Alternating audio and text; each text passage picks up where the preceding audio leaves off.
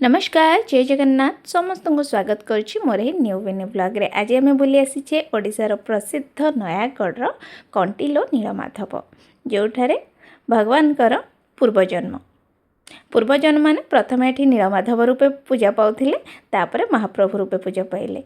तो ये हूँ मुख्य द्वार जहाँकि पश्चिम द्वार दे आपन को जीवाक पड़िबो आ पाखापाखि 30 ରୁ 40 पाहाच पड़ीजिवो। तो एमती पाखरे गला बेलू सबुठारे बोर्ड मराही भीतर जिनस किसी अलाउ ना बोली। यह हूँ मुख्य फाटक बा मुख्य मंदिर को रास्ता।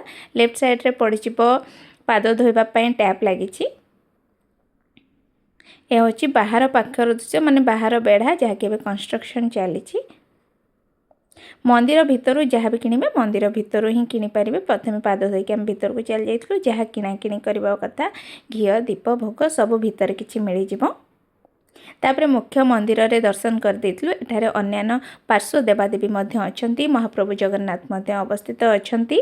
माता लक्ष्मी आ अन्यान्य मंदिर मध्य अछि। यह हूँ भीतर बेढ़ार दृश्य। आठारे मांकड़ प्रादुर्भाव टिके अधिक तेणु जेबे भी जाउछंती टिके सचेतन रहिबे। ता सहित एठारे प्रसाद मध्य मिली थाए। पर प्लेट 150 टंका मिली जिवो।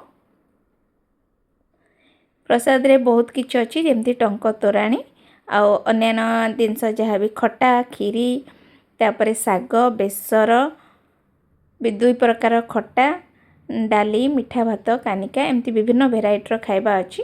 तो आम नॉर्मल गोटे प्लेट ऑर्डर करथिलु माने साधा प्लेट जोटा प्राइस रोचे 150 टंका से थिला मिठा भात डाली गोटे बुट तरकारी 2 प्रकार खट्टा आ गोटे साग खीरी।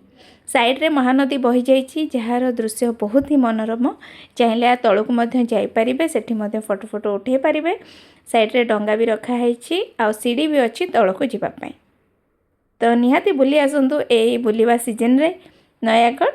पुणी देखा गोटे नुआ मिनी ब्लॉग रे। से पर्यंत रहउछि धन्यवाद।